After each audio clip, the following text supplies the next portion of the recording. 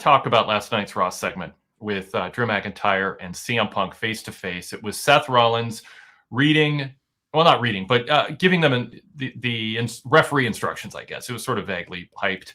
I think even, was it Drew who said, why do we even need to do this? What's this all about? But we got this segment. A lot of the focus that I've been part of so far has been on a feeling that CM Punk didn't get the response that you would hope just days before his first one-on-one match in WWE in 10 and a half years. And that maybe this feud peaked too soon. But there's another angle we haven't talked about, and that is whether, and this is where a graphic just fits so well. And so let me bring that up here. Whether Seth injected something that wasn't serious enough, given the intensity of the feud. And this photo encapsulates it. A very serious Drew and Punk, and then Seth making his cartoon face smile that my son made until about age 5. So give me your take on that, and what you think, if you think they missed out on that, they didn't see it coming, or it was actually intentional for some reason. I don't think it was intentional. I think it was just letting the personalities of the three principals take over. But Seth's personality, as I like to say, it's a hat in the hat sometimes, and this was a big case. And it was hilarious that Punk even mentioned that. And so it was too on the nose for me. He comes in, and he's got the giant shoulders, and he's got the tight waist, and he's got the big shoes. I look, and when I was younger, the Shawn Michaels, Undertaker, Bret Hart situation was similar, but Shawn Michaels' gear was instead the Hoochie Boy shorts and the crop top. It's the same idea, and it's just now for this generation, whatever the outfit is, to cringe when you look at it 10 years from now, or even 5 minutes. But I don't know if Shawn knew what he was doing. I think Seth knows what he was doing. Oh, yeah, I don't know Seth if Shawn Michaels knew how cringy. Seth's in on it. I don't know that Shawn was. I'm just slipping that in. Yeah, I think about if you ever watch Always Sunny, he's definitely Mac when he's saying, I'm going for gasp during the day man cometh, where he's like wearing the cat eyes and he's trying to get, and then CM Punk actually suffered from Mac as well when he tried to say, people chant my name. Awkward crickets. And then the second time, at least they joined in on the fun. But yes, it was definitely, and I don't think all of that was helped because of Seth being there as his walking fashion icon symbol silliness. So if we stipulate to the idea that Seth is special referee, and that's a whole other topic, whether he should be, whether he should have a special referee for this first one-on-one match. But let's set that aside for a moment. Stipulate to it. That's a decision that's made. Is it Seth's responsibility, WWE Creator's responsibility, Paul Levesque's responsibility to say, you know what? This match calls for Seth to come out and show how serious he is about being a referee, and almost have like maybe a grave, solemn tone that these are two wrestlers he does not like. But no referee wants to be part of this match. And he wants to see these two fight it out in as even a playing field as possible. But he's going to have fewer restraints. He wants to see the toughest person win and come across as, you know what, I'm going to take this seriously. I want to see you two beat each other up, but I'm also curious who can beat the other person 1, 2, 3 or by tap out. And I'm going to make sure that it is a fair fight where the toughest badass of you two wins. And he can, say, and I'm going to keep a close eye on both of you because I'm going to cross paths with you in the ring sometime. But I promise I'm going to be objective and I'm going to take this seriously. And if that was sort of the speech and it matched his outfit being toned down, he could even draw attention to that and say, y'all might notice I came out here and I did not laugh. I didn't do my normal prancing around. I'm dressed for the occasion. I'm taking this job seriously. This is not about me. This is about you two. And if you guys make it about me, I can make it about me. But if you two fight, I'm a referee who's going to make sure that we find out who the tougher guy is. Would that work? Is that what you're looking for? Or do you think there's some negatives to that? I think it would work. It would have to be a pre-tape, and it would have to be set up where they're separated.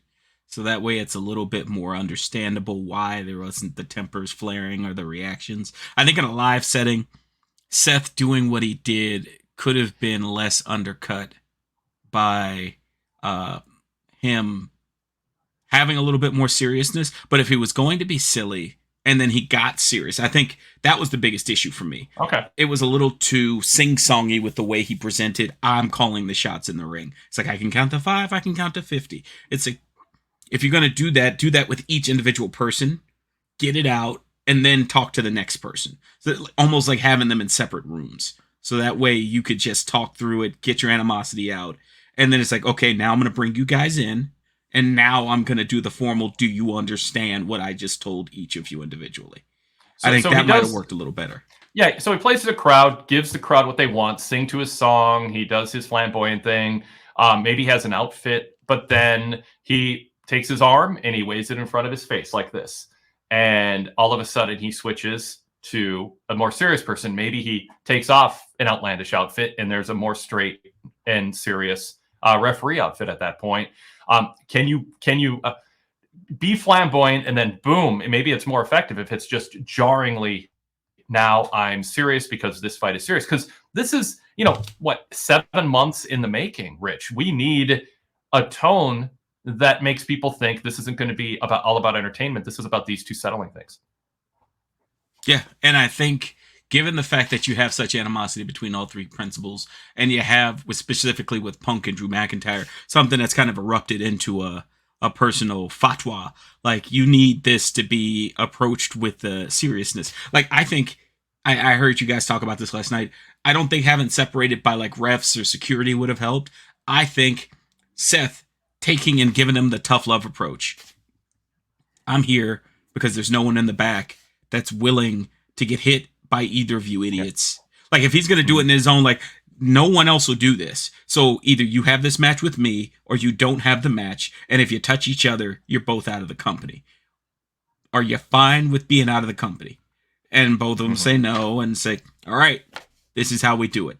Do you have any problems? And kind of go from there. And I think that would help. I think that would have helped it immensely. Or if you had Pierce out there to set the stage for it, as opposed to just Seth kind of running amok, to be honest, out there. I think Pierce would have done a better job if he was more of the mitigating force behind this. Yeah, I like that because Seth's saying this isn't my decision, it's Adam Pierce's, but if you touch me, the match is off. That's a better line for Pierce to say. Because I don't think you want Seth going, if you touch me, you're fired. That makes him seem like he can't, he's scared to be a victim of their violence. And you don't want that for an enforcer referee. Yeah, I think there's a lot of deserved criticism for that segment. I mean, I think that it was self-indulgently long at around over 20 minutes. And I think Seth, being a goof, took some of, and without transitioning out of being in goof mode, took some of the edge off of CM Punk's body language too. And even when the skit was over, and I'm not saying Punk's being insubordinate when he did this, but it sounds like from the live report, as soon as the segment ended, Punk just sort of broke character and relaxed and turned around and left, and didn't even sell the idea that he's mad at Drew for tangling that bracelet in front of him. It's possible, and not that he sandbagged it intentionally, but he might not have been able to help thinking this is a clown show circus with Seth acting the way he is, and it's hard for me to get in a zone. But ultimately, I think Punk looked bad in that segment. I think Drew was the most successful of the three at presenting, putting forward a persona and an attitude that reflects the gravity of this feud, even if it's, past its freshness state in a lot of ways. Yeah. And I think about the idea of the freshness state. Yeah, the injuries and the other stuff that came up kind of have extended it. And that might lead into the crowd reaction to Punk. But the introduction of Seth allows them to continue it even further. Think about what happened with the Bloodline, where there was always another opponent or the repeat of opponent. In this case, both Seth and Drew are going to wrestle CM Punk at some point in the next 3 to 5 months, health permitting. Both Drew and Punk will wrestle Seth, conversely, I'm sure, at some point. The person who felt like they were wronged at SummerSlam, probably first up for the agenda. The person after that, as they go toward the road to either the Rumble or the title shot or defending a title, depending on how that goes in the next, again, 7 months. So I think that's all set up. But to me, the biggest problem is we don't have set up a reason why these two guys who hate each other so much would stop their hatred to focus on this other guy. Like, I get Punk and Rollins don't like each other because of all the plethora of things. Drew and Seth have a history. Great. But much like when we think about Swerve Strickland and Cowboy Adam Page, Hangman Adam Page, there's so much where you have things that have happened in between where it isn't as fresh. And so it makes it a little awkward. It's the same thing there with those two. Sure, you can say we have history and I don't like you either, but it's so much in the past that it isn't really open for us to kind of like grab that box of feelings and shake it on the floor and have people accept it as like, this is violence. Let's have it. So I said earlier we'd stipulate to Seth being the special referee. I'll just close with this. Is this match better? What Seth as referee? Just take that equation out of it. Have Adam Pearce say, we have a referee for the match because we want to find out who the winner. We want there to be a winner. But let's be real clear. Your job is to beat each other up, not harass the referee. You will obey his authority. If you don't, there will be ramifications, X, Y, Z. And you could have a ringside enforcer or something like that too, but not an active wrestler who has an issue with both wrestlers. Like, again, we have to see Saturday what they mean to accomplish with Seth being the special referee. Because like you said, he's going to cross paths with these two, triple threat, one-on-one. There's a point to it before we fully condemn it off of one segment that a lot of people seem to agree wasn't great, maybe a bit counterproductive to tone and too long. This is a feud that maybe took too long to get to a match anyway, so it had some things working against it. But we have to wait to Saturday to see if it was worth it, is what I'm saying. We'll see what the point of Seth being there is. But if the intent is to just get people more excited to see Drew and Punk settle their score, adding Seth adds a distraction, not a sense that it's more likely to be settled. And I think that's one of the issues, besides the execution of it conceptually, is maybe it's better to have a referee who doesn't have a stake in a personal grudge with both guys. Yeah, I would, given your stipulation, and as our closing here on the hot take, I think Seth does make it better. I think, again, back to that Undertaker, Shawn Michaels, Bret Hart match and the finish, I greatly enjoyed the look of absolute disdain in Michaels' eyes as he had to count Bret Hart after he realized he's won him the match. And then got up, and I think that's going to happen with one of them. I'm assuming for the sheer factor of it's his first match in a while, I think Drew's going to be the person that loses, and Seth's looking into Punk's eyes, counting a 1, 2, 3 in his first return match in 10.5 years to WWE. And I enjoy that greatly. And I think that does add to it. If it was any other ref, it would just be another match for Punk. This makes it a reason for Seth to hate him more, because now he's put him in the position to give him a victory he didn't want to give him. Should it not happen? I'm going to throw a graphic on the screen. Is this the top match at SummerSlam? And is there any chance it goes on last? Just short answer to that, Rich. I think it does not go on last, because with the possibility of Roman Reigns coming back, that is the biggest story, I think, that everyone's waiting to find out at SummerSlam between the title matches. And of the other match, the potential coronation of Gunther, I think both of those would be superior to this singles non-title match.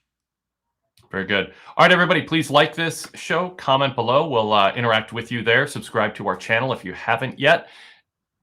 And I was like, what are you doing today? Am I muted? And the YouTube thing where it's comment, subscribe. I was a half a second late on that. Yes, now I get what you're doing. Very good. And also, by the way, Rich and I are about to record right after this the VIP exclusive podcast, Everything with Rich and Wade. We're going to cover a lot more about SummerSlam and other topics, WWE in Japan, some notes from MJF in Mexico and Japan, AEW and more, Olympics and pro wrestling. So that's all on the agenda. If you're not a VIP member and you enjoy our approach to covering wrestling, and we hope you do, if you're watching us, hopefully that is the case, go VIP. There is an amazing 35-plus year library of our contemporaneous coverage of wrestling dating back to the very first SummerSlam, hundreds of retro radio shows from the 90s, thousands of podcast hours dating back over 20 years, plus ad-free access to all of our podcasts that are free, and a whole array, as you can see on the screen here, of VIP exclusive podcasts. This is just some of them. We have the new 7-star podcast reviewing G1, the New Japan G1 tournament on a regular basis. So go VIP. It's something you can get on through. You can get our VIP shows through Spotify, through Apple Podcasts, or just about any other iOS or Android app. It's a really slick setup. You can pay with credit card, debit card, PayPal, using your Apple account or through Patreon. PWTorch.com/GoVIP tells you all about it. Thank you for joining us here for another 12-minute hot take, and we will talk to you guys next time.